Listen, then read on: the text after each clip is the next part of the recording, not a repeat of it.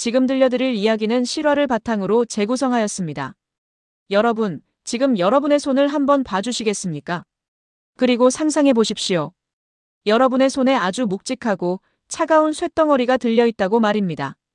그것은 집안 어디에나 있는 공구, 망치입니다. 우리는 살면서 무언가를 내려칩니다. 못을 받기 위해 혹은 딱딱한 호두 껍질을 깨기 위해. 보통 한두 번, 많아야 서너 번이면 충분하죠. 그 정도만 해도 팔이 저릿하고 숨이 찹니다. 그런데 여기 그 망치질을 멈추지 않은 한 남자가 있습니다. 한 번, 두 번도 아니고 10번도 아니고 망치를 든 상대는 강도가 아니었습니다. 원수도 아니었습니다. 자신을 세상에서 가장 믿고 따랐던 눈에 넣어도 아프지 않을 10대 딸이었습니다. 오늘 양양 뉴스는 안산의 한 가정집에서 벌어진 그리고 대한민국 법원이 우발적이라고 판단한 이 기괴한 숫자 25의 진실을 파헤칩니다. 지금부터 15분 동안 여러분은 아마 숨을 쉬기 힘들지도 모릅니다. 하지만 반드시 지켜봐 주십시오. 이것은 남의 이야기가 아닙니다. 2025년 10월 경기도 안산. 가을바람이 불던 평범한 저녁이었습니다. 사람들은 퇴근을 하고 가족들과 저녁밥을 먹고 TV를 보며 웃고 있었겠죠. 이 사건이 발생한 그 집, 그 아파트의 창문 틈으로도 불빛이 새어나왔을 겁니다. 하지만 그 불빛 아래 닫힌 현관문 뒤에서는 세상에서 가장 끔찍한 밀실 살인이 시작되고 있었습니다. 집안에는 세 사람이 있었습니다. 40대 중국인 친부 어씨, 그리고 그가 끔찍이 아낀다는 3살 배기 막내. 마지막으로 오늘의 피해자, 10대 큰딸이었습니다. 비극은 너무나 사소한 곳에서 시작됐습니다. 큰딸이 너무나 사랑스러워했던 3살 동생. 동생 한 번만 안아보자. 이 말 한마디가 평범했던 아빠를 괴물로 만들었습니다. 평소 부녀 사이가 좋지 않았다고 합니다. 말다툼이 오갔겠죠. 고성이 들렸을 수도 있습니다. 하지만 여러분, 부모 자식 간에 싸울 수 있습니다. 화가 나면 소리를 지를 수도 훈육을 할 수도 있습니다. 그런데 훈육을 위해 망치를 드는 부모가 있습니까? 화가 난다고 해서 사람의 머리를 향해 쇠붙이를 휘두르는 부모가 세상에 어디 있습니까? 그 순간 그는 더 이상 아빠가 아니었습니다. 그는 그저 분노에 잡아먹힌 도살자였습니다. 이것을 보십시오. 수사 과정에서 경찰도 검찰도 심지어 판사도 혀를 내둘렀던 증거입니다. 범행에 사용된 둔기는 부러져 있었습니다. 물리학적으로 생각해 봅시다. 망치의 머리는 강철입니다. 손잡이는 충격을 흡수하도록 설계된 단단한 목재나 강화 플라스틱입니다. 이게 부러지려면 단순히 툭 쳐서는 절대 불가능합니다. 내리치는 힘, 그리고 부딪히는 곳의 저항이 엄청나야만 합니다. 망치가 부러질 정도의 충격. 그 충격을 온몸으로 받아낸 건 차가운 콘크리트 벽이 아니었습니다. 따뜻한 피가 흐르는 10대 소녀의 연약한 뼈와 살이었습니다. 상상해 보십시오. 퍽 하는 첫 번째 소리가 났을 때 아이는 비명을 질렀을 겁니다. 하지만 아빠는 멈추지 않았습니다. 두 번째, 세 번째 가격이 이어지면서 비명은 신음으로, 신음은 침묵으로 바뀌었을 겁니다. 그런데도 그는 멈추지 않았습니다. 도구가 부러져 나갈 때까지, 자신의 손에 들린 것이 흉기인지 딸의 피인지 구분이 안 갈 때까지 그는 계속해서 내리쳤습니다. 이게 우발적입니까? 도구가 부러질 때까지 때리는 것이 정말 홧김에 할 수 있는 행동입니까? 이 부러진 망치는 말하고 있습니다. 이건 실수가 아니라 확실하게 죽이겠다는 명백한 살인의 의지였다고 말입니다. 더 가슴 아픈 사실은 부검 결과에 있습니다. 소녀의 몸에는 25군데가 넘는 상처가 있었습니다. 그런데 그 상처들이 머리에만 있었을까요? 아니요. 팔에, 손등에, 손가락에 수많은 방어흔이 발견되었습니다. 방어흔. 이게 무슨 뜻입니까? 아이는 처음 몇 대를 맞고 바로 죽은 게 아니라는 겁니다. 아이는 살아있었습니다. 무서운 속도로 날아오는 아빠의 망치를 보고 본능적으로 살고 싶어서 아빠 하지마 하고 고사리 같은 손을 들어 막았다는 겁니다. 그 손뼈가 으스러질 때 아이는 무슨 생각을 했을까요? 자신을 지켜줘야 할 아빠가 자신을 파괴하는 악마로 변한 그 순간의 공포. 그 10분 남짓한 시간은 소녀에게 영원과도 같은 지옥이었을 겁니다. 그런데 아빠라는 사람은 그 필사적인 저항을 힘으로 찍어 눌렀습니다. 아이가 방어를 멈추고 축 늘어질 때까지. 그는 자비가 없었습니다. 자, 이렇게 잔혹한 짓을 저지른 데가, 망치가 부러지고 딸의 몸이 만신창이가 된 그대가 2026년 2월 11일 법원은 판결을 내렸습니다. 피고인을 징역 18년에 처한다. 18년. 고작 18년입니다. 판결문의 이유는 이렇습니다. 범행이 잔혹하지만 우발적이었고 반성하고 있으며 자수했다. 사람을 25번이나 내리쳐 죽였는데 우발적이다. 범행 직후 경찰에 전화했다고 해서 그 죄가 사라집니까? 반성문 몇 장 썼다고 해서 죽은 아이가 돌아옵니까? 이 아버지는 감옥에서 18년 동안 세금으로 밥 먹고 운동하고 건강 챙겨서 60대가 되면 다시 우리 사회로, 우리 곁으로 돌아옵니다. 그때 그는 자유의 몸이 되지만 10살 소녀의 시간은 영원히 2025년 가을의 그 차가운 방바닥에 멈춰 있습니다. 여러분은 이 판결 납득하실 수 있습니까? 저는 도저히 납득할 수 없습니다. 그래서 오늘 양양 뉴스 속보는 이 사건을 끝까지 파보려 합니다. 도대체 왜 이런 말도 안 되는 판결이 나왔는지, 그리고 우리가 할 수 있는 일은 무엇인지. 잠시 후 이어지는 챕터 2에서는 이 비극의 시작점이 된 3살 동생과 아빠의 이중성에 대해 더 충격적인 이야기를 들려드리겠습니다. 채널 고정하십시오. 진실은 지금부터입니다. 자, 시계를 돌려보겠습니다. 2025년 10월의 어느 밤, 경기도 안산의 한 주택가. 창밖에는 가을바람이 불고 낙엽이 뒹굴고 있었습니다. 아주 평범한 풍경이죠. 하지만 그 집, 40대 가장 어씨의 집 거실 공기는 달랐습니다. 마치 살얼음판 위를 걷는 것처럼 차갑고 위태로웠습니다. 거실 한가운데 TV가 켜져 있습니다. 예능 프로그램의 웃음소리가 흘러나오지만 소파에 앉아있는 아빠 어씨의 표정에는 웃음기가 전혀 없습니다. 그의 시선은 오직 한 곳. 방금 아장아장 걸어나온 3살 배기 막내에게 고정되어 있습니다. 아이고, 우리 예쁜이. 이리 와봐. 어씨의 눈에서 꿀이 떨어집니다. 40대에 얻은 늦둥이, 게다가 눈에 넣어도 안 아픈 막내. 그에게 이 3살 아이는 세상의 전부이자 유일한 안식처였습니다. 그 행복한 풍경을 구석에서 지켜보는 또 하나의 시선이 있습니다. 바로 10대 큰딸입니다. 딸은 문지방에 서서 머뭇거립니다. 거실로 나가고 싶지만 아빠의 눈치가 보입니다. 이 집에서 딸은 투명 인간이거나 혹은 걸리적거리는 장애물 취급을 받았습니다. 아빠는 딸이 숨쉬는 소리조차 싫어했습니다. 이유요? 그냥 성격이 안 맞으니까, 말이 많으니까, 자기 말을 안 들으니까. 가부장적인 아빠에게 사춘기 딸의 존재는 반항 그 자체였던 겁니다. 하지만 여러분, 10대 소녀도 아이입니다. 사랑받고 싶은 아이입니다. 아빠에게 사랑받지 못하는 딸이 유일하게 사랑을 쏟을 수 있는 대상. 그건 바로 자기보다 훨씬 작고 약한 3살 동생이었습니다. 딸은 용기를 냅니다. 동생이 너무 귀여워서 그 보드라운 볼을 한번 만져보고 싶어서 조심스럽게 거실로 발을 내딛습니다. 저벅, 저벅. 그 발소리가 이 집안의 평화를 깨는 카운트다운이 될 줄은 아무도 몰랐습니다. 딸이 동생에게 다가갑니다. 동생이 방긋 웃습니다. 핏줄이 당기는 걸까요? 딸이 팔을 뻗습니다. 아유 귀여워. 언니가 한번 안아보자. 지극히 평범한 대사입니다. 어느 가정집에서나 들릴 법한 훈훈한 자매의 대화죠. 하지만 그 순간 소파에 앉아있던 아빠 어씨의 미간이 찌푸려집니다. 마치 자신의 소중한 보물에 흠집이라도 날까봐, 더러운 것이라도 묻을까봐. 그는 벼락 같은 고함을 지릅니다. 야, 만지지 마. 철이 안 가. 딸의 손이 허공에서 멈춥니다. 무안함, 서러움, 그리고 억울함. 동생을 때리려는 것도 아니고 그저 한번 안아보겠다는 건데. 아빠는 왜 나만 미워할까? 왜 나만 벌레 보듯 할까? 참았던 서름이 터집니다. 평소라면 네. 하고 방으로 들어갔을지도 모릅니다. 하지만 그날따라 가을밤의 쓸쓸한 공기 탓이었을까요? 아니면 사춘기 소녀의 자존심이 허락하지 않았던 걸까요? 딸은 처음으로 그리고 마지막으로 아빠에게 대듭니다. 왜? 내가 내 동생 안아보겠다는데 그게 잘못이야? 왜 나한테만 그래? 하지 말았어야 했습니다. 그 말은 아빠라는 이름의 시한폭탄에 불을 붙이고 말았습니다. 어씨는 중국 국적입니다.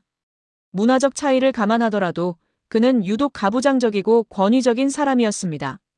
그에게 자식의 말대꾸는 의견 표현이 아닙니다. 그것은 권위에 대한 도전이자 하극상입니다. 소파에서 어씨가 벌떡 일어납니다. 그의 눈이 뒤집혔다는 표현이 맞을 겁니다. 3살 막내는 아빠의 살기에 놀라 으앙 울음을 터뜨립니다. 그 울음소리가 어씨의 이성을 더욱 마비시킵니다. 이게 어디서 아빠한테 눈을 똑바로 뜨고 대들어? 너 내가 웃음이냐? 아빠가 나한테 해준 게 뭔데? 맨날 나만 미워하고. 말다툼은 순식간에 난장판이 됩니다. 고성이 오가고 거실의 공기는 뜨겁게 달아오릅니다. 딸도 물러서지 않았습니다. 그동안 쌓인 게 너무 많았으니까요. 하지만 딸은 몰랐습니다. 지금 아빠의 눈동자가 사람의 눈이 아니라 짐승의 눈으로 변하고 있다는 사실을요. 어씨의 시선이 불안하게 흔들립니다. 무언가를 찾습니다. 자신의 이 끓어오르는 분노를, 이 건방진 딸아이를 침묵시킬 무언가를. 그의 시선이 베란다 쪽 공구함에 멈춥니다. 거기 삐쭉 튀어나온 차가운 쇠붙이의 손잡이. 망치. 잠깐 여기서 멈춰보겠습니다. 나중에 재판부는 이 상황을 이렇게 해석합니다. 피고인은 딸이 대드는 것에 격분하여 우발적으로 범행 도구를 집어들었다. 여러분, 우발적이라는 건 뭡니까? 설거지하다가 접시를 깼을 때 우발적이라고 하죠. 말싸움하다가 홧김에 뺨을 때리면 우발적 폭행이라고 할 수 있습니다. 그런데 싸우다가 베란다나 공구함까지 걸어가서 수많은 물건 중에 하필 가장 단단하고 치명적인 망치를 골라 집어들고 다시 딸에게 걸어와서 머리를 겨냥했다. 이 과정에는 수많은 선택의 순간들이 있었습니다. 망치를 본다. 집어든다. 딸에게 다가간다. 휘두른다. 이 4단계의 과정 동안 그는 단 한 번도 멈추지 않았습니다. 이게 정말 우발적입니까? 아니면 오늘 너를 끝장내겠다는 확실한 의도였습니까? 다시 현장으로 돌아가 보죠. 망치를 든 아빠가 딸의 눈앞에 섰습니다. 딸은 아빠의 손에 들린 것을 보았습니다. 검고 묵직한 쇠망치. 하지만 설마 했습니다. 아무리 미워도 아빠니까. 설마 저걸로 나를 때리겠어? 겁주려는 거겠지. 아빠, 그거 내려. 말이 채 끝나기도 전이었습니다. 망설임? 그런 건 없었습니다. 어씨의 팔이 높이 들렸다가 중력과 분노를 싣고 그대로 떨어집니다. 둔탁한 파열음이 거실을 울립니다. 비명조차 지르지 못하고 딸이 휘청거립니다. 첫 번째 타격이 머리에 적중했습니다. 피가 튑니다. 거실 바닥에, 예쁜 동생의 장난감 위에, 그리고 아빠의 얼굴에. 보통 사람이라면 여기서 멈춥니다. 내가 무슨 짓을 한 거지? 하며 망치를 떨어뜨리고 119를 부릅니다. 그게 인간입니다. 하지만 어씨는 달랐습니다. 피를 보자 그의 이성은 완전히 끊어졌습니다. 마치 퓨즈가 나간 것처럼 그는 이제 아빠가 아니라 살인 기계가 되었습니다. 딸이 바닥에 쓰러지며 본능적으로 손을 뻗습니다. 잘못했어요. 아빠. 하지만 그 애원조차 그에게는 소음일 뿐이었습니다. 2번, 3번, 4번. 망치가 올라갔다 내려오는 속도가 점점 빨라집니다. 딸은 바닥을 기어서 도망치려 합니다. 하지만 좁은 아파트 거실, 도망칠 곳은 없습니다. 방 문턱을 넘기도 전에 머리채를 잡힙니다. 아이는 살기 위해 팔을 들어 머리를 감쌉니다. 방어흔. 부러진 팔뼈가 말해주는 그 처절한 저항. 하지만 쇠망치 앞에서 가녀린 팔뚝은 나뭇가지처럼 부러져 나갑니다. 그런데 여러분, 잊지 말아야 할 사람이 한 명 더 있습니다. 이 모든 지옥도를 가장 가까이서 VIP석에서 관람하듯 지켜본 사람. 바로 3살 배기 막내입니다. 아빠가 언니를 죽이고 있습니다. 자기가 그렇게 좋아했던 언니가 피투성이가 되어 바닥을 구릅니다. 쿵, 쿵, 쿵 하는 소리가 날 때마다 언니의 움직임이 줄어듭니다. 이 아이의 눈에 비친 아빠는 어떤 모습이었을까요? 자신을 향해 우리 예쁜이라며 웃어주던 그 천사 같던 아빠가 지금 붉은 피를 뒤집어 쓰고 귀신 같은 형상으로 망치를 휘두릅니다. 이 아이가 겪은 공포는 누가 보상합니까? 아빠는 감옥에 가고 언니는 죽고 홀로 남겨진 이 아이의 기억 속에 가족은 어떤 모습으로 남게 될까요? 어씨는 딸을 죽인 게 아닙니다. 그는 자신의 가정을, 아이들의 영혼을 망치로 산산조각 낸 것입니다. 20번, 21번. 어느 순간부터 딸의 비명소리가 멈췄습니다. 움직임도 멈췄습니다. 하지만 망치질은 계속되었습니다. 딱, 둔탁한 소리가 아닌 쇳소리가 납니다. 너무 세게 내리친 나머지 망치의 머리가 자루에서 빠져나가 튕겨나간 겁니다. 그제야 어씨의 손이 멈췄습니다. 손에 남은 건 부러진 나무자루뿐. 바닥에는 머리가 깨진 채 차갑게 식어가는 10대 딸. 그리고 구석에서 공포에 질려 숨조차 쉬지 못하는 3살 막내. 그는 거칠게 숨을 몰아쉬며 피 묻은 손을 내려다봅니다. 그때 무슨 생각을 했을까요? 후회? 공포? 아니면 이제 조용해졌네라는 안도감? 우리는 모릅니다. 하지만 법원은 그가 이후에 자수했다는 이유로 반성을 인정해줬습니다. 망치가 부러질 때까지 25번을 내리친 이 광란의 15분이 법조문에 적힌 몇 줄의 글자로 요약되고 18년이라는 숫자로 치환되었습니다. 이게 우발적 범행의 전말입니다. 동생을 한번 안아보고 싶었던 그 작은 소망이 죽음으로 돌아온 그날 밤의 이야기입니다. 여러분은 이 이야기를 듣고 어떤 감정이 드십니까? 저는 이 대본을 준비하면서 몇 번이나 펜을 놓아야 했습니다. 너무 화가 나서, 그리고 너무 미안해서요. 하지만 여기서 끝이 아닙니다. 가해자는 감옥에 갔지만 진짜 싸움은 이제부터입니다. 다음 챕터에서는 이 기가 막힌 판결문을 한 줄 한 줄 뜯어보겠습니다. 판사는 도대체 무슨 생각으로 그에게 18년을 선물했는지, 그리고 우리는 무엇을 해야 하는지. 여러분, 이 장면을 머릿속에 그려보십시오. 망치 자루를 쥔 아빠. 바닥에 놔둔 쇠뭉치. 그리고 움직이지 않는 딸. 이 부러진 망치는 단순한 증거품이 아닙니다. 이것은 아빠의 거짓말을, 그가 주장하는 우발적 실수라는 변명을 산산조각 낼 가장 강력한 물증입니다.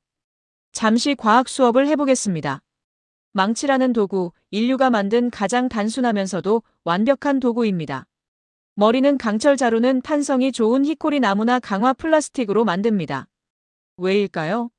못을 박을 때 생기는 엄청난 충격을 흡수해서 부러지지 말라고 그렇게 만든 겁니다. 건축 현장에서 수십 년 일한 목수들도 망치 자루를 부러뜨리는 일은 거의 없습니다. 벽돌을 깨고 콘크리트를 내려쳐도 멀쩡한 게 망치입니다. 안산의 그 가정집에서 전문가도 아닌 평범한 가장이 휘두른 망치가 분리되었습니다. 자루가 충격을 이기지 못하고 쪼개졌고 머리가 탈출했습니다. 이게 무엇을 의미할까요?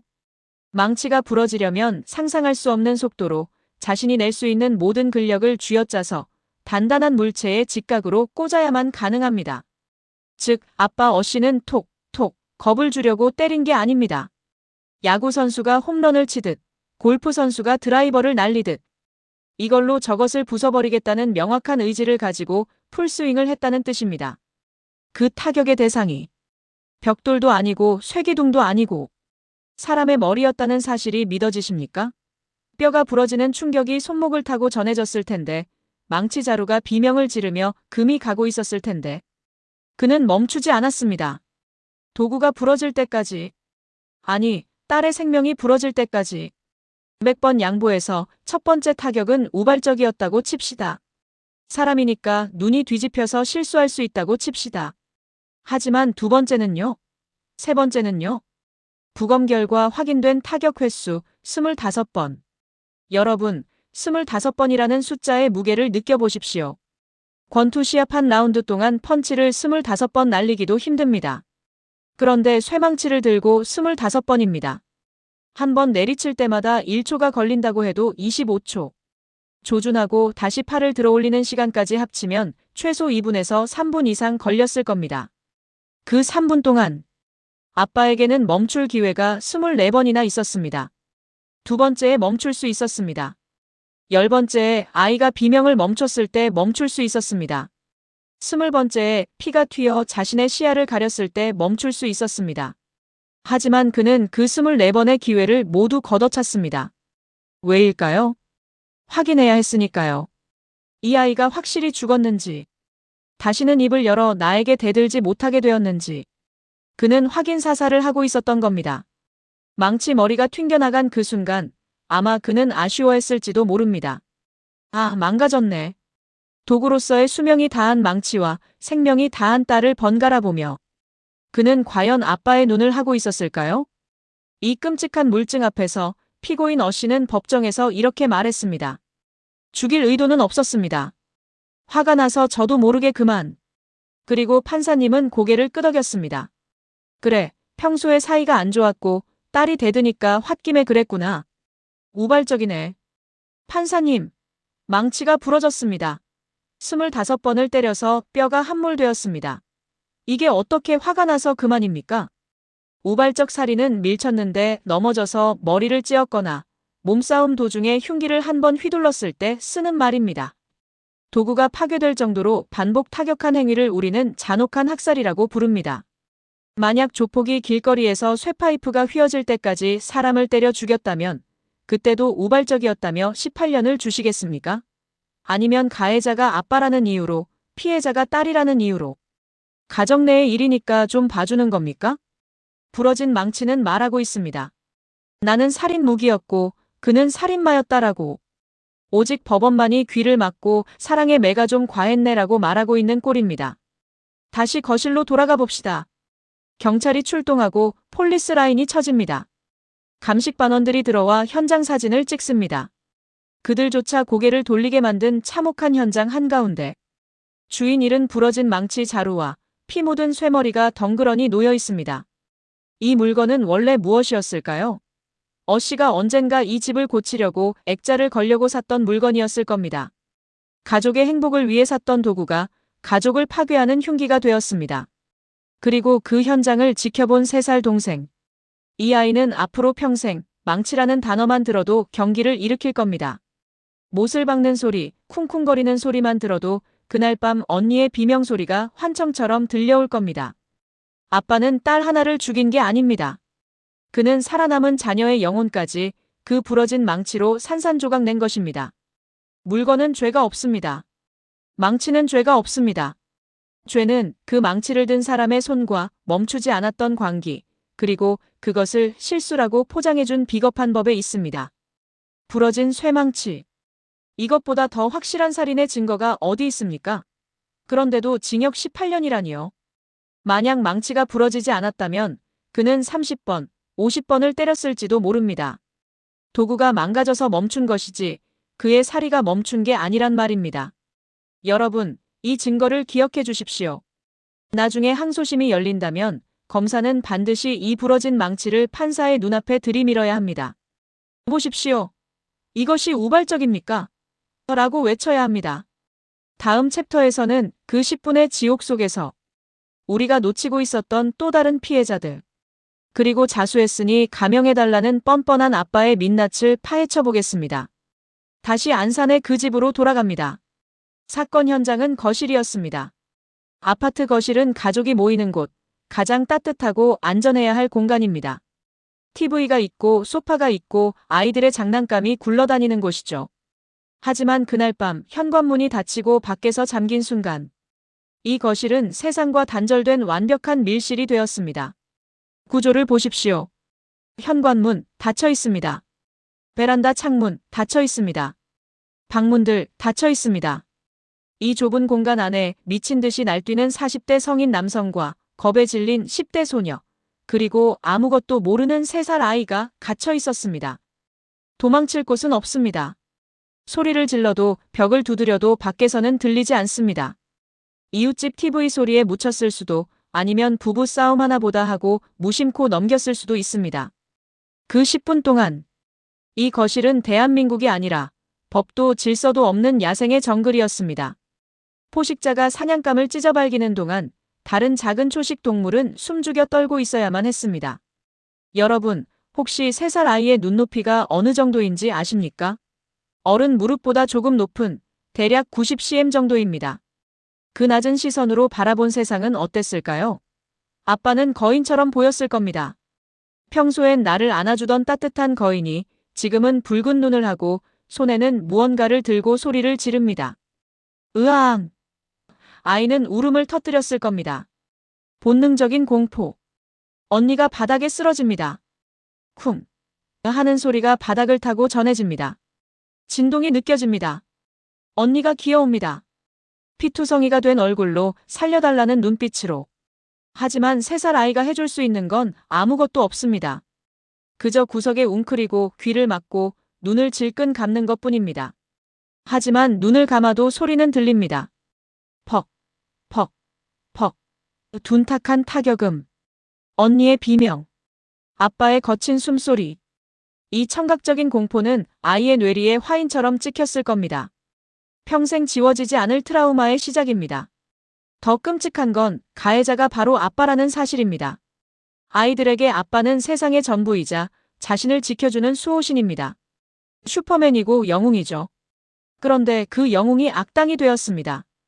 그것도 가장 잔인한 방법으로요. 3살 막내는 혼란스러웠을 겁니다. 아빠가 왜 저러지? 아빠가 언니를 아프게 해. 내가 울면 아빠가 나도 때릴까? 이 아이에게 아빠라는 존재는 이제 공포의 대상이 되었습니다. 사랑과 공포가 뒤섞인 이 모순적인 감정. 이것이 바로 아동학대 피해자들이 겪는 가장 큰 고통입니다. 씨는 큰딸의 육체를 파괴했고 막내의 영혼을 파괴했습니다. 그는 두 아이를 동시에 죽인 것이나 다름없습니다. 여기서 한 가지 의문이 듭니다. 집안에 다른 가족은 없었을까요? 엄마는? 다른 형제들은? 수사 기록에 따르면 당시 집안에는 씨와 2자녀뿐이었던 것으로 추정됩니다. 엄마가 외출 중이었거나 별거 중이었거나 혹은 방관하고 있었을 수도 있습니다. 만약 엄마가 있었다면 말렸어야 했습니다. 몸을 던져서라도 막았어야 했습니다. 하지만 결과적으로 그 10분 동안 아이들을 지켜준 어른은 아무도 없었습니다. 고립무원 10대 소녀와 3살 아이는 철저하게 고립되었습니다. 그들이 믿었던 가정이라는 울타리가 오히려 탈출할 수 없는 감옥이 되어버린 겁니다. 현장 감식반이 촬영한 사진을 상상해봅니다. 거실 바닥에 흩뿌려진 혈흔. 그 피가 어디에 튀었을까요? TV 장식장, 소파, 그리고 3살 동생이 가지고 놀던 장난감 위에도 튀었을 겁니다. 뽀로로 인형에, 블록 조각에, 동화책 위에. 언니의 피가 묻었습니다. 이것은 상징적인 장면입니다. 가장 순수하고 행복해야 할 아이들의 세계가 어른의 폭력으로 인해 피로 물들었다는 것. 동생은 나중에 커서 그 장난감을 다시 볼 수 있을까요? 아마 평생 장난감을 볼 때마다 피냄새를 떠올릴지도 모릅니다. 이 아이의 유년 시절은 그날 밤 거실에서 끝났습니다. 가해자 씨는 18년 뒤 출소합니다. 그때 3살 막내는 21살 성인이 되어 있을 겁니다. 21살의 청년이 된 막내에게 60대 노인이 된 아빠가 찾아옵니다. 내가 너희 아빠다. 보고 싶었다. 이게 감동적인 재회일까요? 아니요. 이건 공포 영화의 속편입니다. 막내는 기억할 겁니다. 그날 밤 언니를 망치로 내려치던 아빠의 표정을, 피냄새를, 찢어지는 비명을. 그 기억이 되살아나는 순간 21살 청년은 다시 3살 아이로 돌아가 공포에 떨게 될 겁니다. 법원은 씨에게 7년간 아동 관련 취업 제한을 명령했습니다. 하지만 친권 박탈이나 영구 접근 금지에 대한 이야기는 명확하지 않습니다. 가해자가 출소 후 가족을 찾아갈 권리 과연 막을 수 있을까요?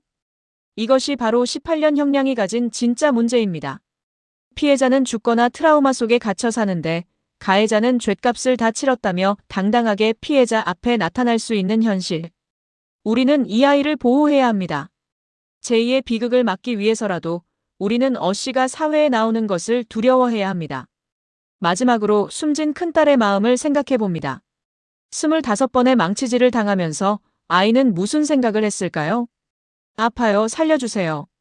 그리고 어쩌면 구석에 있는 동생을 보며 이렇게 생각했을지도 모릅니다. 동생아, 너는 다치면 안 돼. 언니가 미안해. 동생을 한번 안아보고 싶었던 그 착한 마음. 자신이 죽어가면서도 동생이 무사하길 바랐을 그 마음. 그 마음을 생각하면 가슴이 미어집니다. 3살 막내는 언니를 기억하지 못할 수도 있습니다. 하지만 우리는 기억해야 합니다. 그날 밤 그 닫힌 문 뒤에서 벌어진 지옥도를. 그리고 살아남은 아이가 짊어져야 할 무게를. 그 10분의 지옥도 속에 숨소리 죽인 채 서 있었던 또 하나의 그림자. 바로 40대 친모 B씨입니다. 하지만 엄마 B씨는 얼음처럼 굳어 있었습니다. 그녀는 남편의 폭주를 막는 대신 자신의 입을 틀어막았습니다. 왜냐고요? 무서워서요. 남편의 그 불같은 성질이, 그 분노의 화살이 딸을 넘어 자신에게 향할까봐. 그녀는 딸의 안전보다 자신의 안위를 먼저 걱정했습니다. 그 비겁한 1초의 망설임이 돌이킬 수 없는 비극의 서막이었습니다. 남편이 베란다 쪽으로 걸어갑니다. 공구함을 뒤집니다. 철커덕. 쇠붙이 소리가 납니다. 그가 손에 쥔 것은 묵직한 쇠망치였습니다. 엄마는 봤습니다. 남편의 손에 들린 그 흉측한 물건을. 그 순간 엄마의 머릿속에는 사이렌이 울렸어야 합니다. 저건 훈육이 아니다. 저건 살인이다. 하지만 그녀는 움직이지 않았습니다. 남편이 다시 거실로 걸어와 딸의 머리 위로 망치를 치켜드는 그 순간까지도 그녀는 안 돼! 라고 소리치지 않았습니다. 그저 구석으로, 더 구석으로 몸을 피했을 뿐입니다. 첫 번째 타격. 딸이 비명을 지르며 쓰러집니다. 피가 튑니다. 엄마의 옷자락에도 튀었을지 모릅니다. 보통 엄마라면 미친 사람처럼 달려들었어야 합니다. 남편의 팔을 물어뜯어서라도 바짓가랑이를 잡고 늘어져서라도 멈췄어야 합니다. 차라리 나를 때려. 내 새끼 건드리지 마. 이게 우리가 아는 엄마입니다. 하지만 B 씨는 눈을 질끈 감았습니다. 그리고 귀를 막았습니다. 그녀의 침묵은 남편에게 이렇게 말하는 것과 같았습니다. 계속해. 나는 상관 안 할게. 나만 건드리지 마. 그것은 명백한 살인 면허였습니다. 한 대, 두 대, 다섯 대. 망치질은 멈추지 않았습니다. 딸은 바닥을 기었습니다.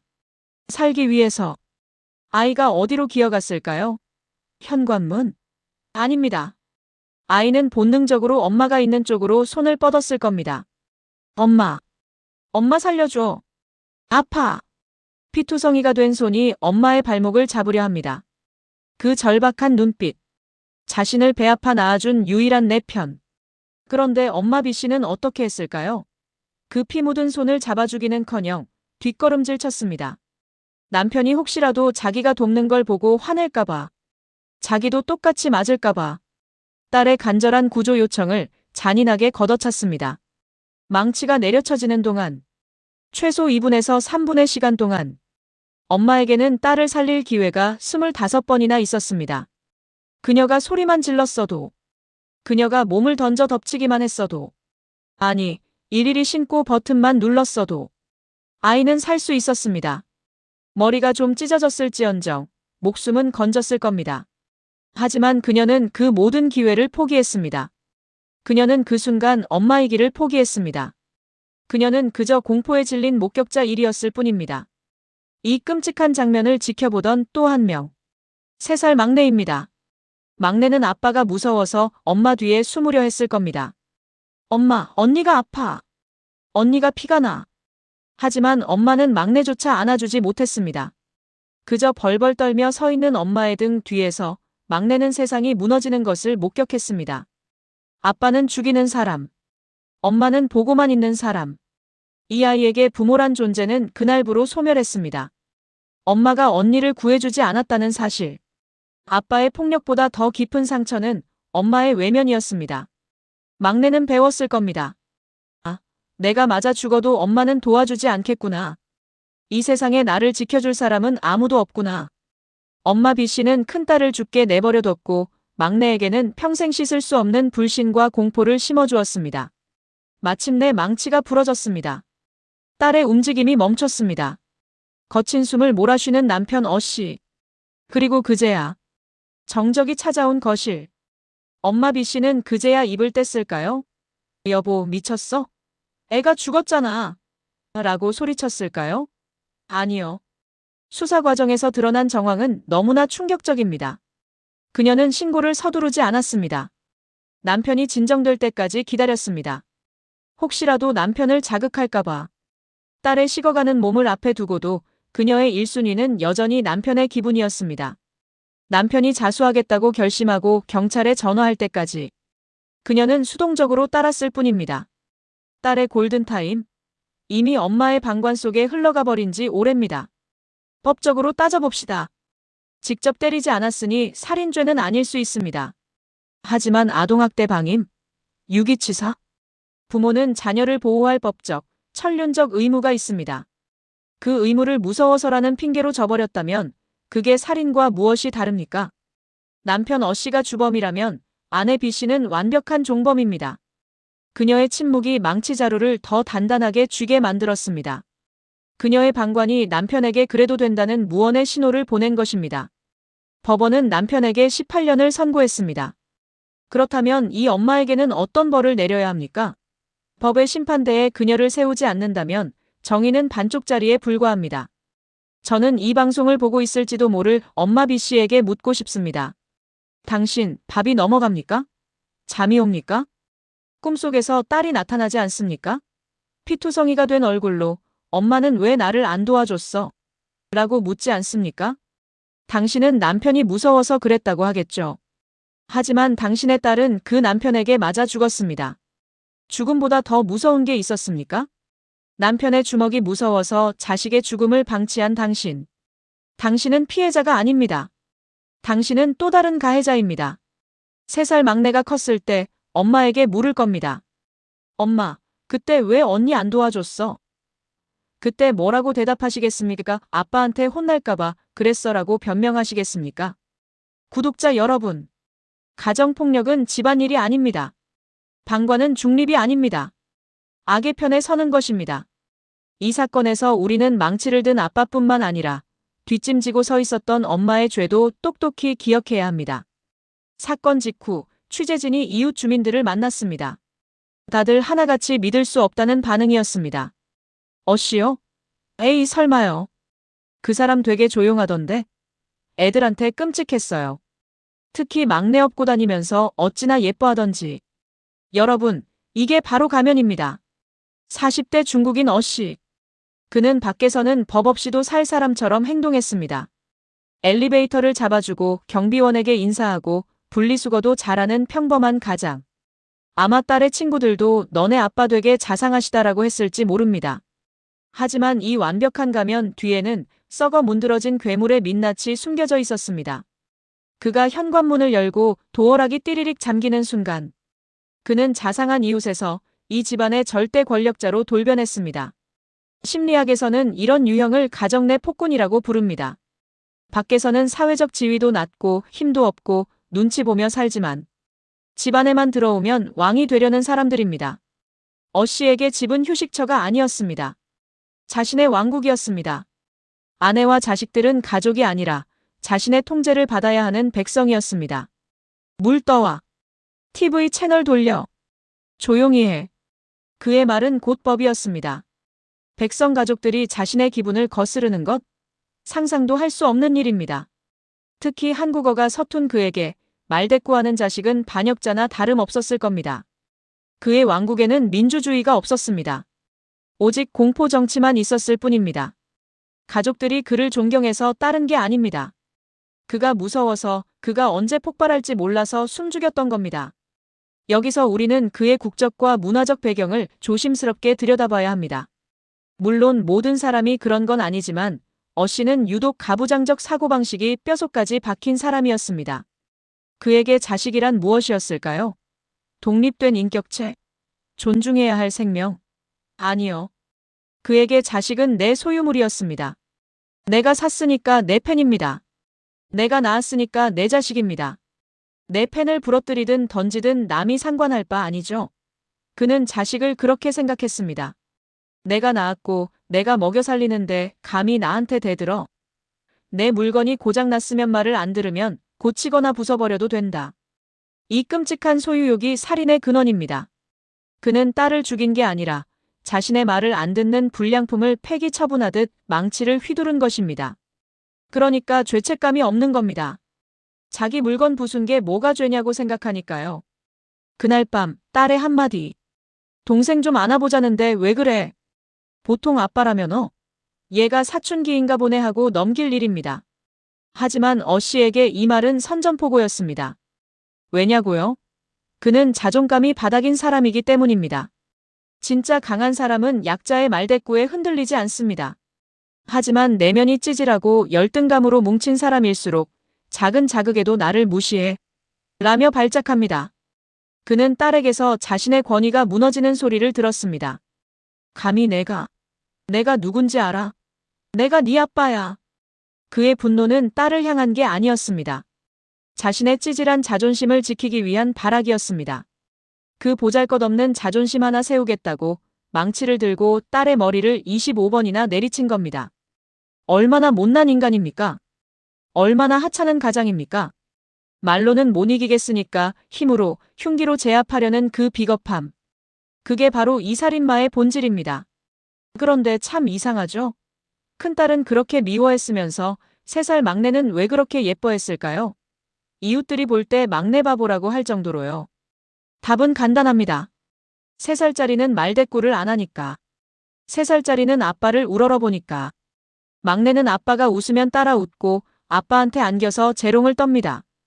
어씨는 막내를 보면서 자신의 권력을 확인하고 만족감을 느꼈을 겁니다. 그래, 이게 내 자식이지. 나를 따르는 내 새끼. 하지만 큰딸은 컸습니다. 생각이 생겼습니다. 아빠가 틀렸으면 틀렸다고 말할 줄 알게 됐습니다. 그 순간부터 어씨에게 큰딸은 자식이 아니라 적이 된 겁니다. 이건 사랑이 아닙니다. 자기 입맛에 맞는 인형만 예뻐하는 나르시시스트의 자기만족일 뿐입니다. 막내도 조금 더 커서 말대꾸를 시작했다면 아마 똑같이 망치를 들었을지도 모릅니다. 범행 직후 그는 자수를 했습니다. 이걸 두고 법원은 반성했다고 봅니다. 정말 그럴까요? 딸을 죽이고 난 뒤 피 묻은 손을 씻으며 그가 무슨 생각을 했을지 프로파일링 해보겠습니다. 아, 큰일 났다. 딸이 죽어서 슬프다가 아니라 나 이제 감옥 가나? 내 인생 끝장나나? 그의 머릿속에는 오직 자기 자신뿐이었습니다. 어떻게 해야 형량을 줄일까? 어떻게 해야 이 상황을 빠져나갈까? 그래서 선택한 것이 자수라는 카드였습니다. 딸의 시신을 안고 오열하는 대신 침착하게 전화기를 들어 경찰에 신고하는 그 모습. 그 냉정함이 더 소름 끼치지 않습니까? 그는 끝까지 이기적이었습니다. 딸의 목숨보다 자신의 가명이 더 중요했던 겁니다. 구독자 여러분, 오늘 밤 엘리베이터에서 마주친 이웃 남자를 떠올려 보십시오. 사람 좋은 미소를 짓고 있었나요? 쓰레기 분리수거를 열심히 하고 있었나요? 어씨도 그랬습니다. 그도 2025년 10월 그날 밤이 오기 전까지는 안산의 평범하고 성실한 가장으로 불렸습니다. 가면을 조심하십시오. 닫힌 문 뒤에서 무슨 일이 벌어지는지 우리는 모릅니다. 가족끼리 그럴 수도 있지라는 방심이 제2, 제3의 어씨를 만들고 있습니다. 이중인격자, 강약약강의 비겁한 폭군, 자식을 소유물로 여기는 전근대적인 야만인. 그것이 바로 법원이 18년형을 선고해준 이 남자의 진짜 얼굴입니다. 다시 그 거실입니다. 망치가 부러졌습니다. 딸이 쓰러졌습니다. 그제야 어씨는 이성을 되찾았습니다. 여러분이 만약 실수로 정말 우발적으로 가족을 다치게 했다면 가장 먼저 무엇을 합니까? 119죠. 구급차 불러야죠. 사람 살려야죠. 심폐소생술을 하든 피를 막든 업고 뛰든 해야 합니다. 그게 사람입니다. 그게 아빠입니다. 하지만 어씨는 딸의 상태를 살피지 않았습니다. 숨이 붙어 있는지 맥박이 뛰는지 확인하는 대신 그는 주머니에서 휴대폰을 꺼냈습니다. 그리고 그가 누른 번호 119가 아니었습니다. 112. 이 차이를 아시겠습니까? 119를 누르는 건 피해자를 살리겠다는 의지입니다. 하지만 112를 누르는 건 나를 살리겠다는 의지입니다. 그는 딸의 생명보다 자신의 법적 처우가 더 급했던 겁니다. 내가 신고했으니 참작해주겠지. 피해자가 죽어가는데 가해자는 자신의 미래를 설계하고 있었습니다. 이게 과연 우발적 범행을 저지른 사람의 태도입니까? 경찰 상황실에 접수된 그의 첫마디. 우리는 그 뉘앙스를 상상해봐야 합니다. 보통의 사고라면 울부짖어야 정상입니다. 살려주세요. 제가 미쳤었나 봐요. 우리 딸이 안 움직여요. 하지만 수사 정황상 그의 태도는 꽤나 침착했습니다. 경찰이죠. 제가 딸을 죽였습니다. 둔기로 때렸습니다. 자수합니다. 그는 다쳤다가 아니라 죽였다고 했습니다. 이미 딸의 죽음을 확신하고 있었다는 뜻입니다. 자수라는 단어를 정확하게 썼습니다. 이 단어 하나가 얼마나 무서운지 아십니까? 대한민국 형법에서 자수는 마법의 주문입니다. 이 말을 뱉는 순간 형량의 절반이 날아갈 수도 있다는 걸 그는 본능적으로 알고 있었던 겁니다. 신고를 하고 경찰이 도착하기까지 약 5분에서 10분. 그 짧은 시간 동안 그는 무엇을 했을까요? 딸의 손을 잡고 울었을까요? 아니면 피 묻은 손을 씻고 옷을 갈아입고 자신에게 유리한 상황을 만들기 위해 머리를 굴렸을까요? 현장에 도착한 경찰에게 그는 저항하지 않았습니다. 순순히 두 손을 내밀었습니다. 제가 했습니다. 죄송합니다. 이 모습. 판사님들이 가장 좋아하는 모범 답안입니다. 도주 우려 없음. 순순한 자백. 깊은 반성. 하지만 우리는 속지 말아야 합니다. 그가 순순히 잡힌 건 도망갈 곳이 없어서가 아닙니다. 도망가면 가중처벌을 받지만 잡히면 감형을 받는다는 계산이 섰기 때문입니다. 그의 얌전한 태도는 반성이 아니라 연기였습니다. 자, 여기서 제가 피가 거꾸로 솟는 법 조항 하나를 알려드리겠습니다. 형법 제52조 자수죄를 지은 후 수사기관에 자수한 때에는 그 형을 감경하거나 면제할 수 있다. 과거에는 임의적 감경이었지만 한때는 필요적 감경이기도 했습니다. 어쨌든 판사 재량으로 깎아줄 수 있는 가장 확실한 명분입니다. 왜 이런 법이 있을까요? 범인을 빨리 잡고 수사력을 아끼기 위해서입니다. 그런데 이 법이 악용되고 있습니다. 어씨처럼 현행범이나 다름없는 상황에서도 내가 전화했잖아. 자수했잖아. 깎아줘. 라고 요구하는 겁니다. 사람을 25번 때려 죽이고 도망갈 데도 없어서 전화한 게 자수입니까? 그건 자수가 아니라 체념이고 검거입니다. 그런데 대한민국 법원은 이걸 기특하다며 형량을 깎아줍니다. 미국이나 영국은 다릅니다. 명백한 증거가 있고 도주가 불가능한 상황에서의 자수는 큰 감형 사유가 안 됩니다. 오직 한국에서만 통하는 살인범 할인 쿠폰인 셈입니다. 진짜 반성은 말이 아니라 행동으로 보여주는 겁니다. 만약 어씨가 진짜로 죽고 싶을 만큼 후회했다면 재판 과정에서 어떤 태도를 보였어야 할까요? 판사님, 저는 제 딸을 죽인 짐승입니다. 저를 사형시켜 주십시오. 평생 감옥에서 썩게 해주십시오. 어떤 변명도 하지 않겠습니다. 이게 정상 아닙니까? 하지만 어씨는 어떻게 했습니까? 변호사를 선임했습니다. 우발적이었다고 주장했습니다. 평소 딸과 사이가 안 좋았다며 피해자 탓을 했습니다. 그리고 결정적으로 딸을 죽여놓고 18년도 길다고 따지는 사람. 이 사람이 범행 직후 했던 자수. 그게 반성입니까? 아니요. 그건 쇼였습니다. 자신의 목숨을 부지하기 위한 더럽고 치사한 생존 본능이었습니다. 인간의 뇌에는 파충류의 뇌가 있다고 합니다. 생존과 본능만을 담당하는 부위죠. 범행 직후 어씨의 뇌는 아빠로서의 기능을 정지했습니다. 오직 파충류로서 작동했습니다. 이 알고리즘이 1분 만에 돌아간 겁니다. 그 1분 동안 바닥에 쓰러진 딸의 고통은 그의 뇌 속에 없었습니다.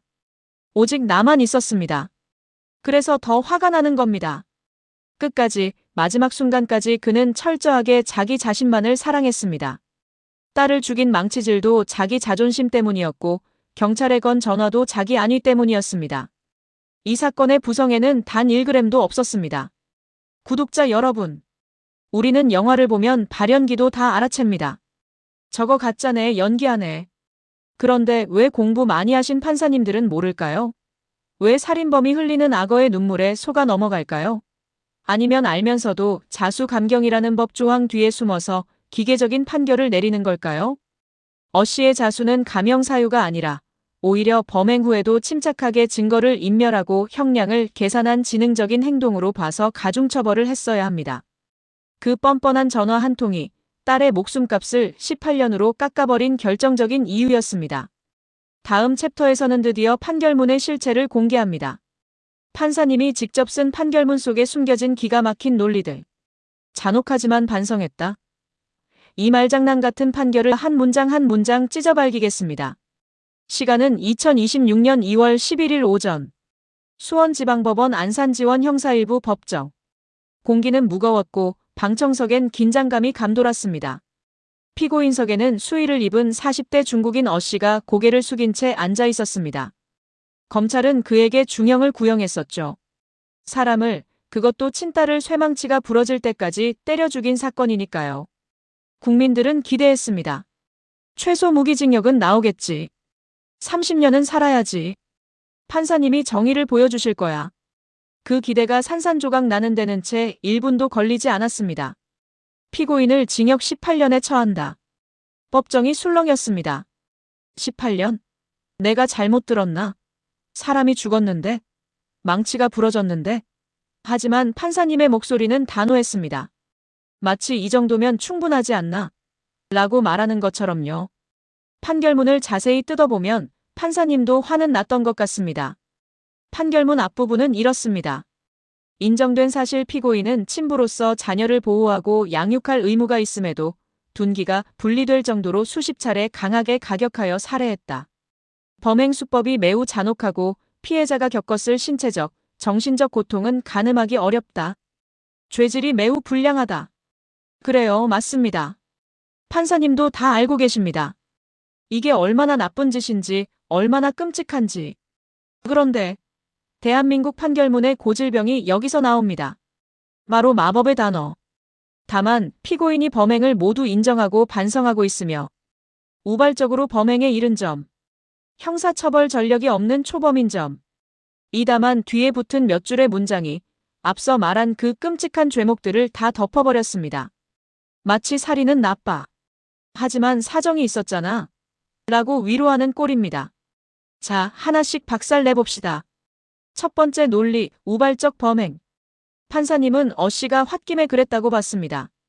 평소 딸과 사이가 안 좋았고 말대꾸하니까 순간적으로 눈이 뒤집혔다는 거죠. 판사님, 이게 우발적입니까? 우발적이라는 건 밀쳤는데 넘어지면서 머리를 찍거나 옆에 있던 물건을 한번 집어 던졌을 때 쓰는 말입니다. 베란다 공구함까지 걸어가서 망치를 골라왔습니다. 도구가 부러질 때까지 멈추지 않았습니다. 이건 확정적 고의입니다. 죽이겠다는 마음을 먹고 실행에 옮긴 계획적 학살에 가깝습니다. 그런데 법원은 25번의 망치질을 순간의 실수로 퉁쳤습니다. 이게 말이 됩니까? 그럼 조폭들이 칼 들고 25번 찔러도 순간 욱해서 그랬다고 하면 우발적입니까? 두 번째 논리, 형사처벌 전력이 없는 초범. 이 말 뉴스에서 지겹게 들으시죠? 초범이라서 감형. 여러분, 살인범 중에 재범이 얼마나 될까요? 대부분의 살인범은 살인 전과가 없는 초범입니다. 사람을 죽이는 건 인생에서 처음 저지르는 일인 경우가 많으니까요. 그런데 법원은 이걸 상장처럼 줍니다. 너 그동안 착하게 살았구나. 이번에 처음이니까 봐줄게. 사람을 죽였는데 그전까지 도둑질 안 하고 사기 안 쳤다는 게 무슨 면죄부가 됩니까? 지금 눈앞에 시신이 있는데 과거에 깨끗했다는 게 무슨 소용입니까? 씨는 40대입니다. 40년 동안 범죄 안 저지른 거 당연한 겁니다. 그건 시민의 의무지 살인 감형의 사유가 될 수 없습니다. 그런데 판사님들은 이 초범 카드를 너무나 사랑하십니다. 마치 살인 1회 무료 이용권이라도 주는 것처럼요. 세 번째, 가장 화나는 논리. 도대체 판사님은 씨의 반성을 어떻게 확인했을까요? 마음속에 들어갔다 나오셨나요? 궁예입니까? 아니요. 반성문입니다. 씨가 구치소에서 쓴 종이 쪼가리 몇 장. 존경하는 재판장님, 죽을 죄를 지었습니다. 다시는 안 그러겠습니다. 이거 변호사가 코치해줍니다. 하루에 한 장씩 쓰세요. 성경 필사하세요. 불우이웃 돕기 했다고 하세요. 이게 대한민국 법조계의 감형 매뉴얼입니다. 피해자는 죽어서 말이 없는데 가해자가 쓴 반성문을 판사가 읽고 판사가 감동해서 판사가 용서합니다. 피해자 유족 남은 동생의 용서는 받았습니까? 아니요. 법원은 피해자가 아닌 판사에게 반성하면 형량을 깎아줍니다. 씨가 1심 판결 후 형량이 무겁다며 항소한다면 그 반성문은 다 거짓말이었다는 증거입니다. 진짜 반성한다면 18년도 감사하게 받아야죠. 징역 18년. 2026년에 들어갔으니 2044년에 나옵니다. 그때 씨의 나이는 60대 초반. 요즘 60대? 청춘입니다. 등산 다니고 연애하고 맛집 찾아다닐 수 있는 나이입니다. 그는 감옥에서 규칙적인 생활하고 아픈 데 있으면 나라에서 치료해줘서 더 건강해져서 나올 겁니다. 반면 10대 딸은요? 살아있었다면 2044년에 30대였을 겁니다. 결혼을 했을 수도 멋진 커리어 우먼이 됐을 수도 있습니다. 그 창창한 미래를 쇠망치로 부셔버린 대가가 고작 중년 남성의 18년 휴가입니까? 이건 가성비가 너무 좋은 거 아닙니까? 사람 목숨값이 이렇게 쌉니까? 사기쳐서 수백억 해먹어도 10년, 15년 나옵니다. 사람을 잔혹하게 때려 죽였는데 18년? 대한민국에서 살인은 생각보다 싼 범죄였습니다. 판사님만 탓할 게 아닙니다. 대법원 양형 기준 자체가 썩었습니다. 살인죄 기본 양형 기준 10년 16년. 가중 요소 잔혹한 수법 등 포함 15년 이상 또는 무기징역. 감경 요소 우발적, 자수 등 포함 대폭 깎임. 판사님은 이 기계적인 표에 어씨를 대입한 겁니다. 잔혹하니까 5년. 자수했네. 마이너스 3년. 우발적이네. 마이너스 2년. 초범이네. 마이너스 2년. 이렇게 더하기 빼기에서 나온 숫자가 18입니다. 사람의 목숨을 엑셀표 계산하듯이 처리한 결과입니다. 여기에 국민의 법감정은 들어갈 자리가 없습니다. 자, 상상해봅시다. 범행 장소가 경기도 안산이 아니라 미국 텍사스주의 한 가정집이었다면 어땠을까요? 아빠가 쇠망치로 10대 딸을 25번 내리쳐 살해했습니다. 미국 검찰은 고민하지 않습니다. 즉각 1급 살인으로 기소합니다. 특히 12세 미만 아동 동생이 보는 앞에서에 대한 범죄, 고문에 가까운 잔혹한 살해 수법은 가중처벌 요소가 됩니다. 판결은 어떨까요? 미국 법정에서 우발적이었다. 반성하고 있다는 변명. 씨알도 안 먹힙니다. 오히려 판사는 이렇게 말할 겁니다. 피고인은 방어 능력이 없는 친딸을 잔혹하게 학살했다. 이 사회에서 영원히 격리되어야 한다. 예상 형량은 최소 가석방 없는 종신형 심하면 사형입니다. 18년이 아니라 180년을 살아도 못 나옵니다. 그는 감옥에서 늙어 죽어 관 속에 들어가서야 그곳을 나올 수 있습니다. 이게 바로 정의입니다. 아이의 목숨을 빼앗은 대가는 너의 남은 목숨 전체여야 한다는 등가 교환의 법칙. 미국인들이 이 뉴스를 본다면 코리어 18 이즈 유크레이지 라고 할 겁니다. 실제 사례를 볼까요? 미국 전역을 울린 가브리엘 페르난데스 사건. 8살 소년을 엄마와 그 남자친구가 학대해 숨지게 했습니다. 미국 법원은 엄마에게 가석방 없는 무기징역을 선고했습니다. 남자친구에게는 사형을 선고했습니다. 판사는 판결문에서 이렇게 말했습니다. 당신들이 아이에게 보여준 자비가 없었듯 나도 당신들에게 베풀 자비는 없다. 캬. 속이 다 시원하지 않습니까? 그런데 한국 안산 사건의 판결문은 어땠죠? 잔혹하지만 반성하니까 18년. 이 온도 차이. 느껴지십니까? 미국은 피해자의 고통을 기준으로 형량을 정하고 한국은 가해자의 사정을 기준으로 형량을 정합니다. 이게 결정적인 차이입니다. 이번엔 영국으로 가봅시다.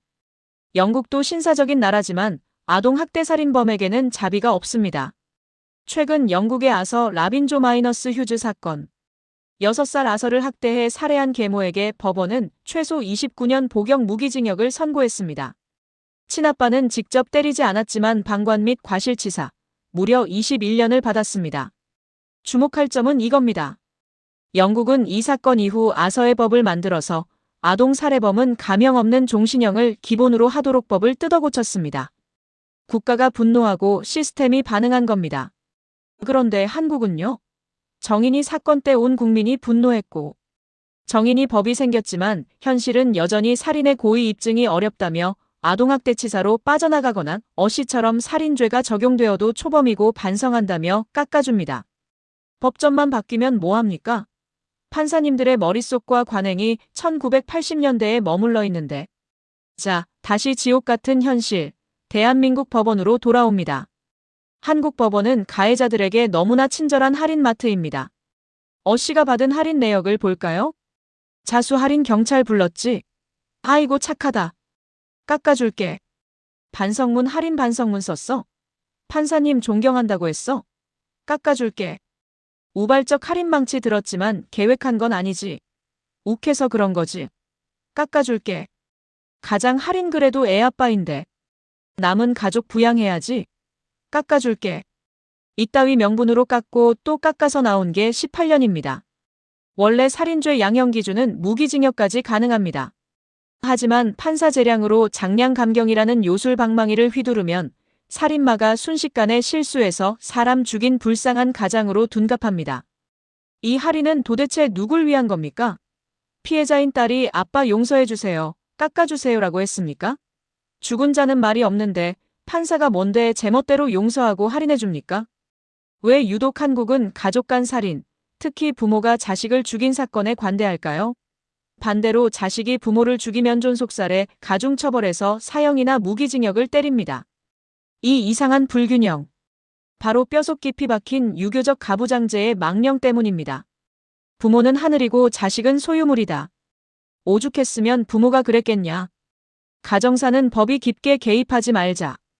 이런 낡은 사고방식이 판결문에 묻어나옵니다. 판사님들, 솔직히 가슴에 손을 얹고 생각해 보십시오. 씨가 남의 집 아이를 망치로 25번 때려 죽였어도 18년 줬겠습니까? 아마 30년 무기징역 나왔을 겁니다. 그런데 친딸이라서 훈육하다가라는 핑계가 통하니까 형량이 줄어든 겁니다. 가족이라서 더 엄벌해야 하는데 가족이라서 봐주는 나라. 이게 2026년 대한민국의 현주소입니다. 씨의 형량 18년을 돈으로 환산해 보겠습니다. 한국 성인 남성 평균 연봉을 대략 4천만 원이라고 칩시다. 18년 동안 감옥에서 못 버는 돈, 약 7억 원 정도 손해보겠네요.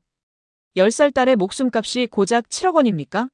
아니, 그 아이가 자라서 벌었을 평생의 소득, 아이가 누렸을 행복, 사랑, 미래의 가치. 그게 고작 이 정도입니까?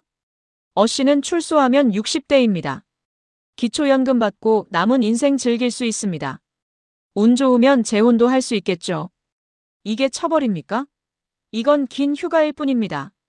구독자 여러분, 법이 약자를 보호하지 않고 강자와 가해자의 사정을 봐주는 나라. 술 마시면 봐주고 반성문 쓰면 봐주고 자수하면 봐주는 나라. 하지만 우리가 도망치면 제2의 안산 사건은 또 일어납니다. 미국처럼 영국처럼 바뀔 때까지 우리는 소리쳐야 합니다. 2044년 어느 날 새벽, 경기도의 한 교도소 정문이 열립니다. 한 남자가 걸어 나옵니다. 수감 번호를 떼고 사복으로 갈아입은 씨. 그의 나이 60대 초반. 교도소에서 규칙적인 생활을 하고 아프면 나랏돈으로 치료받으며 건강을 관리했습니다. 어쩌면 40대 때보다 더 건강할지도 모릅니다. 그는 깊게 심호흡을 합니다. 드디어 끝났다. 그에게 지난 18년은 죗값을 치르는 시간이 아니라 그저 버티는 시간이었을 겁니다. 억울해했을 겁니다. 내가 딸 교육 좀 시키려다 재수없게 걸려서 하면서요. 그의 주머니에는 영치금과 스마트폰이 들려 있습니다. 그가 가장 먼저 검색할 단어. 맛집? 뉴스? 아니요. 바로 가족의 행방입니다. 화면을 바꿔보겠습니다. 2025년에 3살이었던 막내. 2044년에는 21살의 꽃다운 청춘이 되어 있을 겁니다. 대학생이거나 사회초년생이겠죠. 하지만 이 아이의 마음속에는 시한폭탄이 있습니다. 아빠의 출소일이 다가올수록 아이는 잠을 못 잤을 겁니다. 아빠가 나오면 어떡하지? 나를 찾아오면 어떡하지? 언니가 머리가 깨져 죽던 그날 밤의 기억. 피냄새. 아빠의 고함 소리. 그 트라우마를 안고 18년을 버텨왔는데 이제 그 악몽의 실체가 현실로 나타날 시간이 된 겁니다. 법원은 씨에게 7년간 아동 관련 기관 취업 제한을 명령했습니다. 웃기지 않습니까? 누가 유치원에 취직한대요? 그가 원하는 건 취업이 아니라 내 가족에 대한 지배권을 되찾는 것입니다. 어느 날 막내의 자취방이나 집 앞에 낯선 그림자가 서성입니다. 현관문 렌즈로 밖을 봅니다. 머리가 좀 희끗하지만 눈빛만은 18년 전 그날과 똑같은 남자. 문 열어라. 아빠 왔다. 소름이 쫙 돋지 않습니까? 이게 과연 상상일까요? 대한민국 법률상 성범죄자가 아니면 전자발찌 부착 명령이 잘 나오지 않습니다. 설사 찼다고 해도 18년 뒤면 해제될 가능성이 높습니다.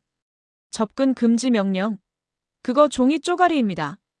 어기면 벌금 좀 내면 그만입니다. 씨는 당당하게 요구할 겁니다. 내가 죗값 다 치르고 나왔잖아. 내가 네 아빠잖아. 나 부양해라. 뻔뻔하다고요? 가족을 소유물로 여기는 사람들은 원래 그렇습니다.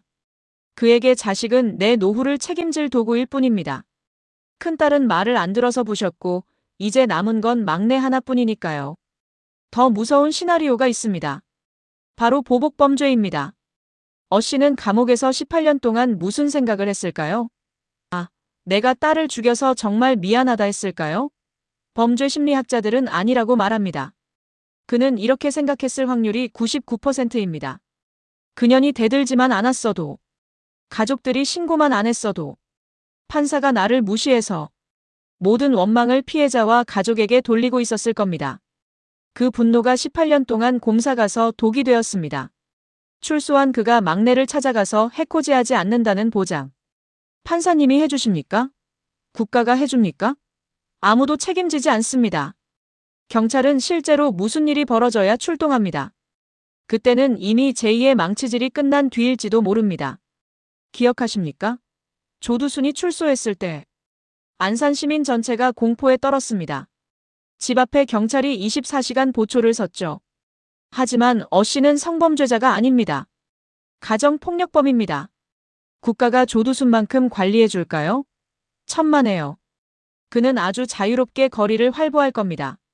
여러분이 사는 아파트, 바로 옆집에 그가 이사 올 수도 있습니다. 엘리베이터에서 마주친 60대 아저씨가 사람 좋은 웃음을 지으며 안녕하세요라고 인사할 때 그 손이 18년 전 쇠망치를 25번 휘두른 손이라는 걸 여러분은 까맣게 모를 겁니다. 그는 또다시 가면을 쓸 겁니다. 재혼을 할 수도 있겠죠.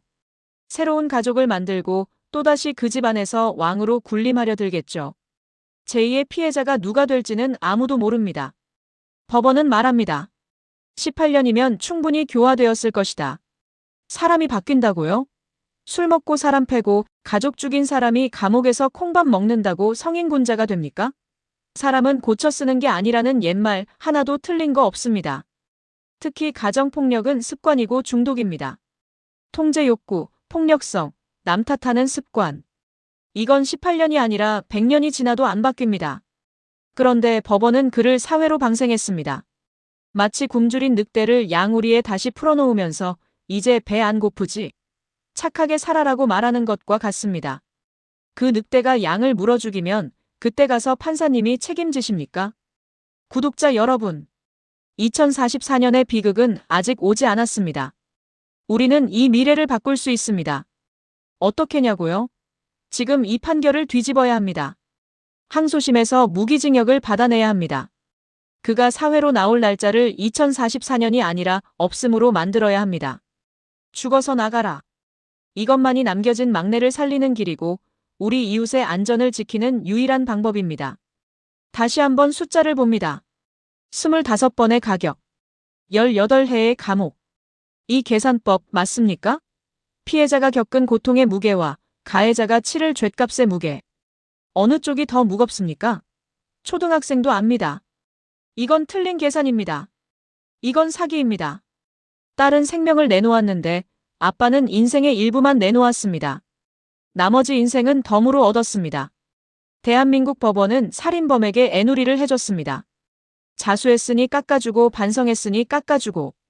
우리는 이 불공정한 거래를 거부합니다. 사람의 목숨은 흥정의 대상이 아닙니다. 수원지검 안산지청 검사님들께 묻습니다. 1심 판결 만족하십니까? 사람을 때려 죽인 범죄자에게 18년이 적당하다고 보십니까? 아닐 겁니다. 검사님들도 사람이라면 분노하셨을 겁니다. 그렇다면 주저하지 마십시오. 즉각 항소하십시오. 항소 이유서에 똑똑히 적으십시오. 범행의 잔혹성 쇠망치가 부러질 정도의 확정적 고의.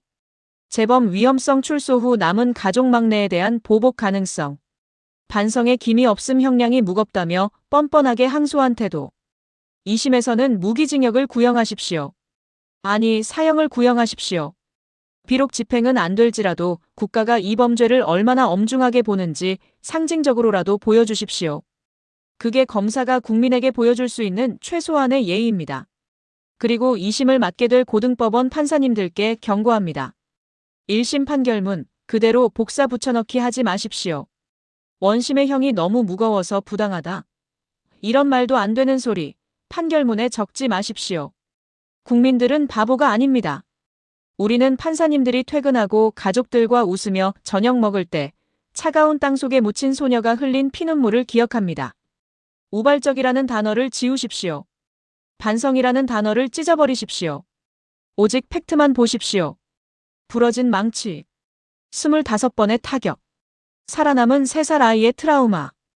이것만 봐도 답은 정해져 있습니다. 사회로부터의 영구격리. 그것만이 정답입니다. 구독자 여러분, 지금 주먹을 꽉 쥐고 계시죠? 화가 나서 견딜 수가 없으시죠? 그 분노, 그냥 삭히지 마십시오. 그 분노가 바로 에너지입니다. 세상을 바꾸는 연료입니다. 우리가 조용히 있으면 법원은 국민들이 잊었나 보다 하고 조용히 형량을 확정할 겁니다. 우리가 떠들어야 합니다. 시끄럽게 굴어야 합니다. 판사님들 귀에 똑바로 해라. 라는 소리가 들릴 때까지 외쳐야 합니다. 지금 바로 이 영상의 공유 버튼을 누르십시오. 카톡방에, 밴드에, 커뮤니티에 뿌리십시오. 이런 미친 판결이 나왔다고 알리십시오. 여론이 들끓어야 2심 재판부가 눈치를 봅니다. 우리의 관심이 곧 감시자입니다. 그리고 부탁드립니다. 이 채널의 구독 버튼. 단순히 영상을 보기 위함이 아닙니다. 이것은 우리가 이 사건을 끝까지 지켜보겠다는 서약입니다. 여러분이 눌러주시는 좋아요. 이것은 유튜브 알고리즘을 타고 이 사건을 전 세계에 알리는 확성기입니다. 판사님이 볼 수 있게, 검사님이 볼 수 있게, 청와대가 볼 수 있게 띄워주십시오. 마지막으로 알림 설정 2심 재판이 열리는 날 양양 뉴스 속보가 가장 먼저 달려가 소식을 전하겠습니다. 그때 알람을 듣고 다 같이 모여주십시오. 우리가 모이면 법도 함부로 못합니다. 여러분의 손가락 끝에 억울하게 죽은 소녀의 명예가 달려 있습니다. 지금 눌러주십시오. 정의의 편에 서주십시오. 방송을 마치기 전 잠시 눈을 감아봅니다. 2025년 10월의 어느 가을밤. 동생이 너무 예뻐서 안아보고 싶었던, 그저 사랑받고 싶었던 10대 소녀. 우리는 너의 이름을 모릅니다. 하지만 너의 아픔은 압니다. 지켜주지 못해서 미안하다. 어른들이 비겁해서 미안하다. 법이 너의 억울함을 풀어주지 못해서 정말 미안하다. 하지만 약속할게. 우리는 잊지 않을 거야. 내 아빠가, 아니 그 괴물이 죗값을 다 치르는 그날까지. 우리는 두 눈 부릅뜨고 지켜볼 거야. 부디 그곳에서는 망치도 고함 소리도 없는 곳에서 따뜻하게 마음껏 동생을 안아주렴. 양양 뉴스 속보는 이 사건 절대 놓지 않겠습니다. 항소심 결과 대법원 판결까지 끝까지 추적하겠습니다. 오늘 함께 분노해주신 구독자 여러분 고맙습니다. 여러분이 있어서 대한민국에 아직 희망이 있습니다. 지금까지 진실을 향해 짖는 양양 뉴스 속보였습니다.